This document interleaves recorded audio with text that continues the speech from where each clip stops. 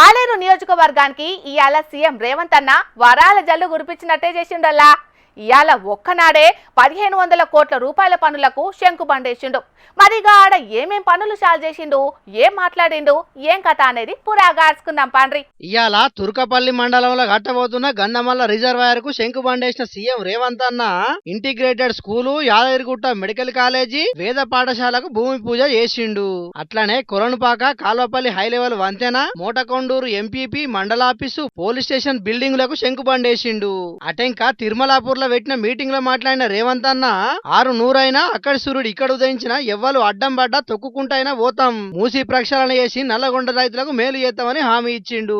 యాదాద్రిని యాదగిరిగుట్టగా మారుస్తామని చెప్పినాం, చేసి చూపెట్టినాం. ఆటో డ్రైవర్లకు ఎవ్వరికి ఇబ్బందులు లేకుండా చేసినామని చెప్పుకొచ్చిండు. ఇగాడ బీఆర్ఎస్ పార్టీ గురించి గిట్లా మాట్లాడిండు రేవంత్ అన్న.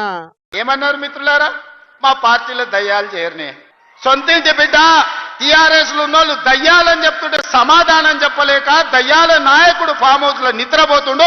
నేను అడుగుతున్నది బీఆర్ఎస్ కాదు, డిఆర్ఎస్.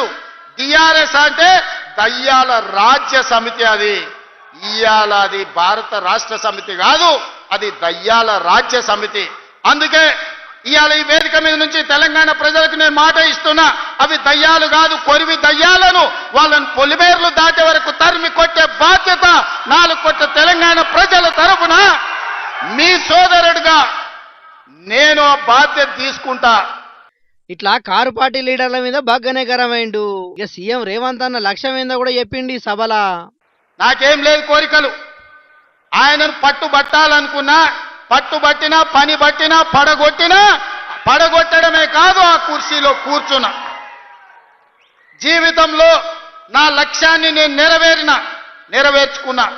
ఇక మీ లక్ష్యాన్ని నెరవేర్చడానికి మీ సోదరుడిగా కష్టపడాలని నేను అనుకుంటున్నా. నాకు ఇంకేం కోరికలు లేవు. నన్ను ఇబ్బంది పెట్టినోని, నన్ను జైలు పెట్టినోని ఖచ్చితంగా జైలు నుంచి బయటకు వచ్చిన రోజు ఒక మాట చెప్పిన, తొడగొట్టి చెప్పిన, నేను పడగొట్టే వరకు కళ్ళు ముయ్యను అని చెప్పి పడగొట్టి చూపించిన. ఇన్నరా ముఖ్యమంత్రి కుర్చీలకించి కేసీఆర్ ను దించి సీఎం కుర్చీలో ఎక్కాలనే కోరికను తీర్చుకున్నాడట. ఇప్పటి సంది ప్రజల కోరికలు తీర్చే పని ముంగటేసుకుంటానని చెప్పిండు సీఎం రేవంత్ అన్న. 10 ఏళ్ళు ఆశీర్వదించండి.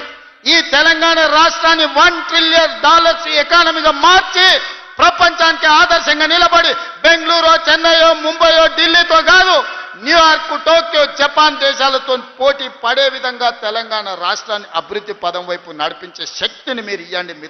ఇక సీఎం కుర్చీలో కూర్చోవాలన్న కోరిక తీరింది కాబట్టి 10 ఏళ్ళు ముఖ్యమంత్రి ఉంటే రాష్ట్రాన్ని బయట దేశాలతో పోటీ పడేటట్టు చేస్తారని చెప్పుకొచ్చిండు. ఇక ఆఖరుకు ఆలేరు నియోజకవర్గంలో ఉన్న మహిళా సంఘాలకు 54 కోట్ల 70 లక్షల బ్యాంకు లింకే చెక్కునిచ్చిండు సీఎం రేవంత్ అన్న.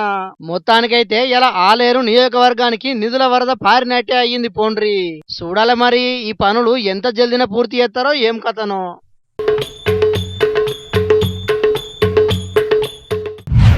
సంత పైసలు ఖర్చు పెట్టుకొని మరి పిల్లలను సర్కారు ఆఫీసులకు తీసుకుపోయి అక్కడ పనులు ఎట్లా జరుగుతున్నాయనేది చూయించిన ముచ్చట నేననే మన జోర్దాలో చెప్పుకున్నాం కదా.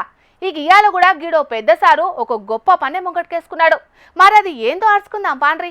మీకు ఫెన్సింగ్ కూడా ఏసీ ప్రత్యేకించండి. ఏం కావాలి మనకి? నాకు 20 మందిని ఇవ్వాలి. మీకు ఏం కావాలి మీకు చెప్పండి. ఏం కావాలన్నా మీకు ఇస్తాం. నాకు 20 మందిని తెప్పించండి.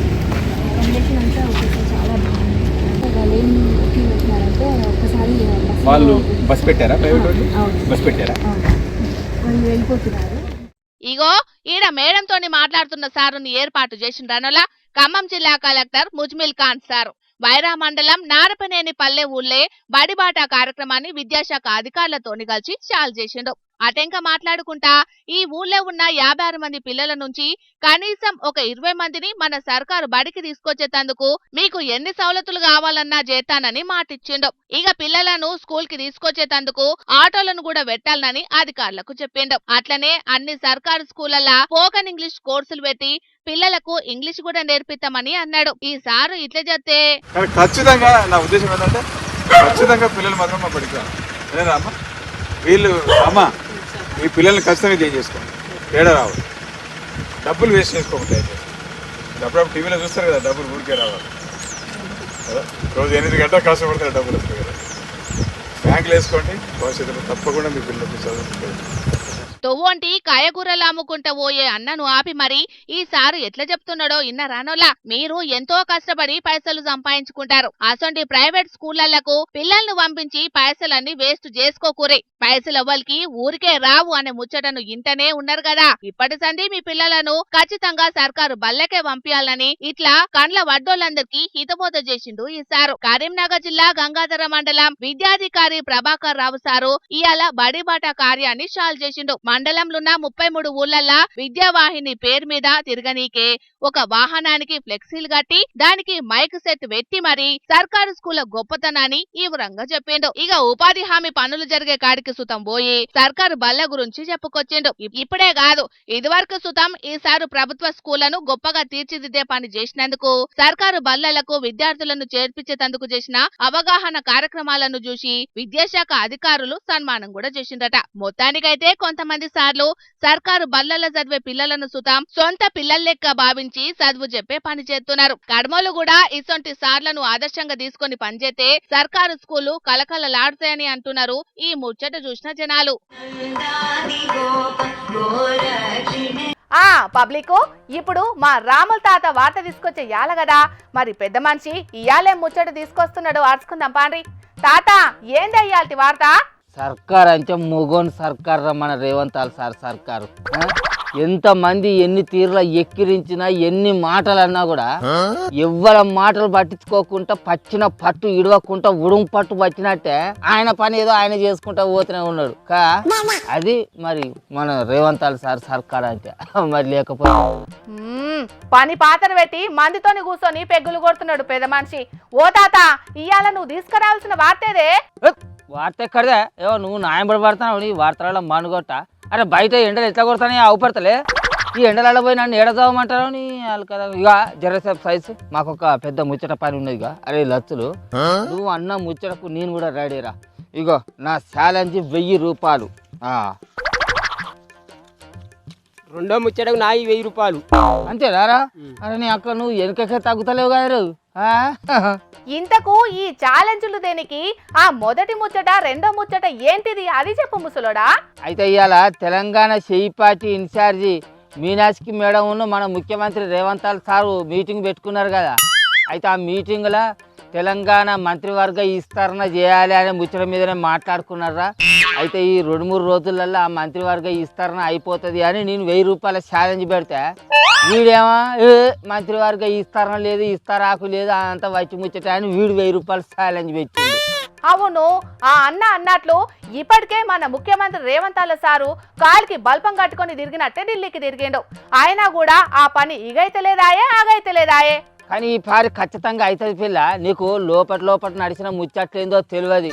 రేవంత్ సారే ఒక్కడే ఎన్ని మంత్రి పదవులు అని మోస్తాడు చెప్పు, ఎంతకాలం అని మోస్తాడు. అందుకే మీనాక్షి మేడం అరే ఈ మంత్రి పదవులని నేనెందుకు మోస్తా మేడం, ఆ ఎవరికో ఒక్కరికి అవి అప్పచెప్పుర్రి అని మీరన్న పోయి సోనియా గాంధీ మేడంకో ఆ రాహుల్ గాంధీ సార్కో చెప్పిరారి, లేకపోతే నాకు ఏంది మేడం ఈ గోస అని చెప్పిండట. ఏమో వాళ్ళు వీళ్ళు అని అనుకుంటారు, నాకేమరుక. సరే మొదటి ఛాలెంజ్ అంటే మంత్రివర్గ విస్తరణ గురించి చేసుకుంటారు, మరి రెండో ఛాలెంజ్ దేని గురించి చెప్పు. ఇక రెండో ఛాలెంజ్ అని అంటే ఇది అవుతుందా కాదా, ఇది అనామత్ ఛాలెంజ్ అన్నట్టు. బయట జనాలు అందరూ అనుకుంటారు, అది ఎంతవరకు నిజమవుతుందో అబద్ధమవుతుందో తెలియదు. కానీ దానికి వీడు 1000 రూపాయలు పెట్టి నేను 1000 రూపాయలు పెట్టిన. కాకపోతే దీంట్లో వీడు గెలిచినా నేను గెలిచినా ఆ పైసలను తాగుడికే ఖర్చు పెట్టుకోవాలన్నట్టు, ఎవరు తీసుకోవద్దని షరతు పెట్టుకున్నాం గంతే. ఇంతకు ఆ అనుమాత ఛాలెంజ్ ఏంటిదో చెప్పరాదు ముసలోడా, ఏమో నాన్సబర్తివి. ఏం లేదు పిల్ల, ఇప్పుడు కొండ సురేఖకున్న మంత్రి పదవిని వీకేసి విజయశాంతక్కకు ఆ మంత్రి పదవి ఇస్తారు అని నేను.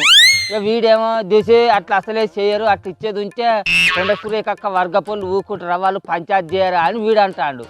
సరే అట్లా జరిగినా జరగకపోయినా వీడు గెలిచినా నేను గెలిచినా కూడా ఆ పైసలను జేబులో పెట్టుకోవద్దు, మేము తావుడికే ఖర్చు పెట్టాలి. ఇక మా జేబులలో పెట్టుకొని పోడు ఎందుకు, సర్కారుకు లాభం చేద్దామని అట్లా ఆ షరతు పెట్టుకున్నాం అన్నట్టు. పని పాట లేనోడు పిలిచి తల కొరిగింది అన్నట్టు మీ ఇద్దరికి పని లేక ఇసంటి పనికి మాలిన కథలు పడుతున్నారు. అవసరమా ముసలోడా? వాటితోని మీకు వచ్చేదేమున్నది పోయేదేమున్నది చెప్పురి. నాకు వచ్చేది ఏం లేదు కానీ 4-5 మంత్రి పదవులు ఒక్క రేవంత్ సార్ చేతిలో ఉండేటాలకే సర్కారు పరువు పోతుంది ఆ తల్లి బయట జనాలల్లా. అందుకే ఆ పదవులు ఎవరికో ఒక్కరికి ఇచ్చేది ఉంటే వాళ్ళ పని వాళ్ళు చేసుకుంటారు కదా. రేవంతాల సార్కి ఇంత పని అల్కగా అవుతుంది కదా. అవును, నువ్వన్నది కూడా నిజమేనే కానీ అట్లాని ఆ పార్టీ ఢిల్లీ అధిష్టానం కూడా ఆలోచించాలి కాదే. ఈ అధిష్టానం సెంట్రల్ లో ఏమన్నా వాళ్ళ చేయిపాచే అధికారంలో ఉన్నదా పిల్ల? రేవంతాల సార్ వాళ్ళ దగ్గరికి తాపకు కలిసేదందుకు ఢిల్లీకి పోవుడు, వాళ్ళు కలవకుంట సపరే కూకునుడు, ఈయన సపరి యొక్క మర్యాదడు ఏంది ఇదంతా? వాళ్ళని కాదని రేవంతాల సార్ ఆ మంత్రి పదవులను వంచేది ఉంచే సెంట్రల్ నుంచి తెలంగాణకు వచ్చే నిధులను ఆపేటోళ్ళ తీర్చేటోళ్ళ వాళ్ళు చంద్రంకున్న వారెద్దు. వాళ్ళని కాదని సొంతంగా రేవంతాల సార్ నిర్ణయం తీసుకోవాలి, మంత్రి పదవులను పంచాలి. ఏం చేస్తారు వాళ్ళు చూద్దాం అప్పుడే. అందుకే కావచ్చే తాత ఇన్ఛార్జి మీనాక్షి మేడంతోని ఒంటరిగా గంటల కమాను మీటింగ్ పెట్టి మాట్లాడిండు ముఖ్యమంత్రి రేవంత్ సారు. అబ్బా అట్లయితే ఈసారి ఖచ్చితంగా కచ్చే ఇరుగుడో పాము చచ్చుడో ఏదో ఒకటి అవుతుంది రా లచ్చ. అంటే ఈ పారి లెక్కన చూసేది ఉంటే మంత్రివర్గ విస్తరణ ఖచ్చితంగా జరుగుతుంది. అంటే ఈ పోతే నేనే గెలితే చూడు తాత కళ్యాణ్ చెరియారు సార్కు మంత్రి పదవి ఇవ్వాలి తాత. చల్ అధికారం ఏడుంటే ఆడుంటే మీ కళ్యాణ్ సిరియార్ సార్కి ఎంత మంత్రి పదవి ఇస్తారా? మా ఎమ్మెల్యే దొంతి మామిరెడ్డి సార్కు మంత్రి పదవి ఇవ్వాలి.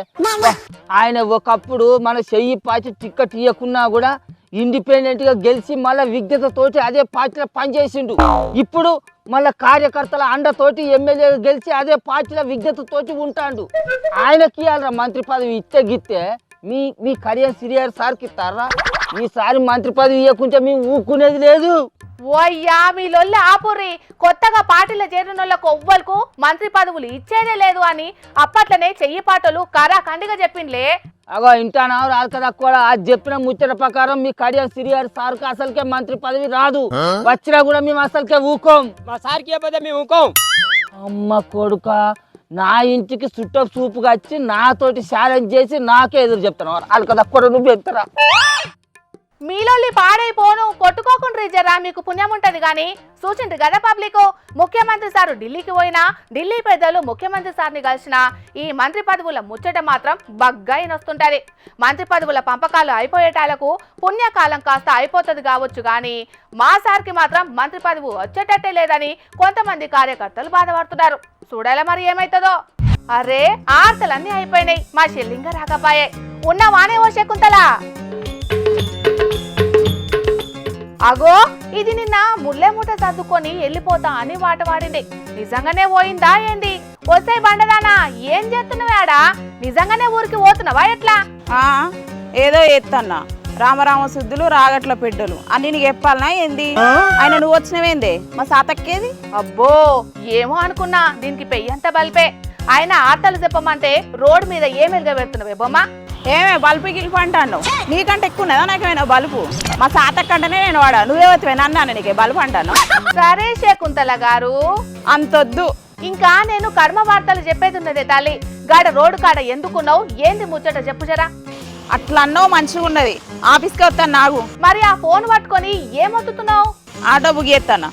ఏంది గా నుంచి గిరికి వచ్చేటందుకు ఆటో బుక్ చేస్తున్నావా? 100 మీటర్లు కూడా ఉండదు గారే. ఆయన బండ లెక్కనే ఉన్నావు కదా, 4 అడుగులు నడవరాదు, బక్కగానన్నా అవుతావు.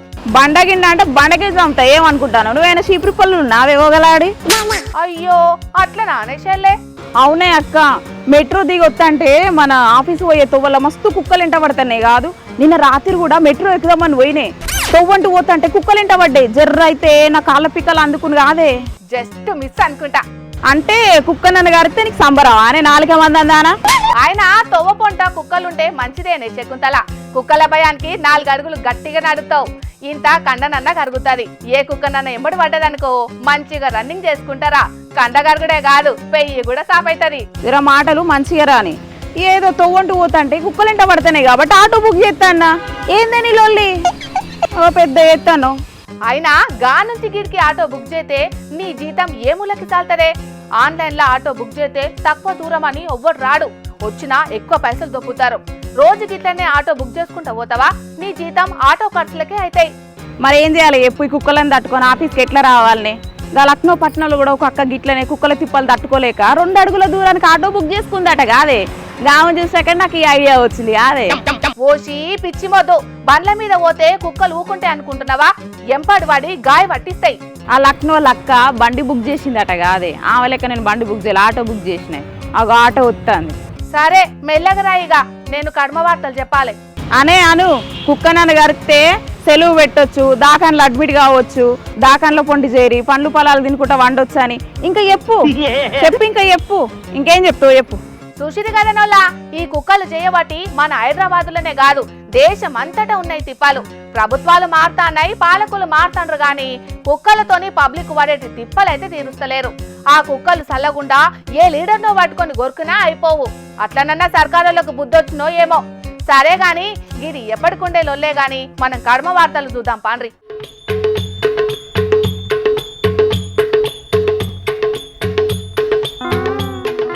పట్నంలో అప్పుడప్పుడు మస్తు సౌండ్ చేసుకుంటూ పోయే బండ్లు కానొచ్చినప్పుడు పోలీసులు దొరకబట్టి సైలెన్సర్లను ఊడవీకి రోలర్ తోటి కిందేసి దొక్కించిన వార్తలు ఇదివరకు మనం బగ్గనే చూసినాం కదా.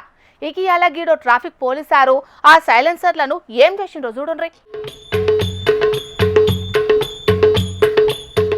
వా భలే గమ్మత్తుగా ఉన్నది కదా.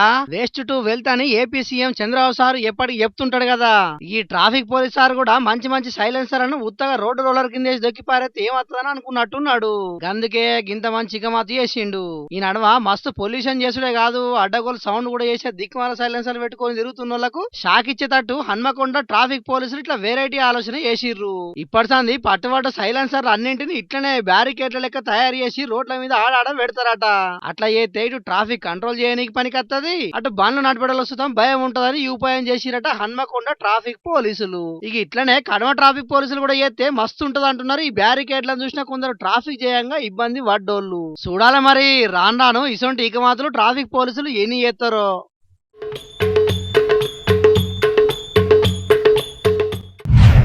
ఈ నడుమ ఏదైనా బయట కొనుడు తక్కువ, ఆన్లైన్ అంగట్ల కొనుడు ఎక్కువ అన్నట్లే ఉన్నదోలా ముచ్చట.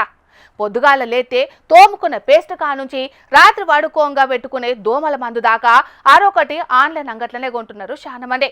గిట్లనే గీ అన్న కూడా ఆన్లైన్ అంగట్ల పల్క ఫోన్ ఆర్డర్ పెడితే ఏమొచ్చిందో చూడుర్రి. పోషణీ అన్నాలం పాడుగాను ఆన్లైన్ లా పల్కపోన్ ఆర్డర్ పెడితే 2 బట్టల సబ్బులు వచ్చినాయి కదా. వరంగల్ జిల్లా నల్లబెల్లి మండలం బుచ్చిరెడ్డిపల్లి ఉల్లుండే బానోతు రాజేంద్ర అన్న అందరి లెక్కనే ఆన్లైన్ అంగట్ల 16,000 పెట్టి సెల్ ఫోన్ బుకింగ్ చేసిండట. ఇక బుకింగ్ చేసిన సెల్ ఫోన్ పార్సిల్ ఇంటికి రాగానే సంబురంగా దాన్ని తెరిచి చూస్తే సెల్ ఫోన్ బదులు 2 బట్టల సబ్బులు వచ్చేటలకు పరేషాన్ అయిండు. మరిగా ఏడ పొరపాటు జరిగిందో ఏందో తెలియదు గానీ సెల్ ఫోన్ రాకుండా సబ్బులు వచ్చినాయి. ఇది వరకు చూద్దాం ఆడాడ ఆన్లైన్ అంగట్ల ఏమన్నా ఉన్నప్పుడు ఇట్లా సబ్బులే కాదు బండారాలు వచ్చిన ముచ్చట్లు కూడా మన జోరుదారులు చెప్పుకున్నాం. కాబట్టి మీరు కూడా ఆన్లైన్ అంగట్లో ఏమన్నా ఉన్నప్పుడు జాగ్రత్తగా ఉండుండ్రి. పార్సిల్ రాగానే వీడియో తీసుకుంటేనే ఓపెనింగ్ చెయ్యుండ్రి. మీరు ఆర్డర్ పెట్టిన వస్తువులు రాకుంటే మళ్ళా ఫిర్యాదు చేయొచ్చు కాబట్టి చూసుకోండి. మరి ఏమంటున్నాం సరేనా? ఇక తెచ్చిన వార్తలన్నీ అయిపోయినాయి. ఇవుల్లా తాజా పంట సమర్పించు ఇయాల్టి జోర్దార్ వార్తలు. మళ్ళొచ్చే జోర్దార్ల మళ్ళా కలుద్దాం. అప్పటిదాకా చూస్తూనే ఉండుండ్రి హెచ్ఎం టీవీ. అట్లనే ఇంకిన్ని మంచి మంచి వార్తల కోసం హెచ్ఎం టీవీ యూట్యూబ్ ఛానల్ ని సబ్స్క్రైబ్ చేసుకోండి. ఇసంటి ముచ్చట్లు ఆడ మస్తుగుంటాయి. అన్ని ముచ్చట్లు మీ దాకా చేరాలంటే తప్పకుండా గంట కొట్టుండ్రి, లైక్ చేయండి, ఈ ముచ్చటను మీ దోస్తులకి షేర్ చేయండి. ఏమంటున్నా? సరే మరి టాటా.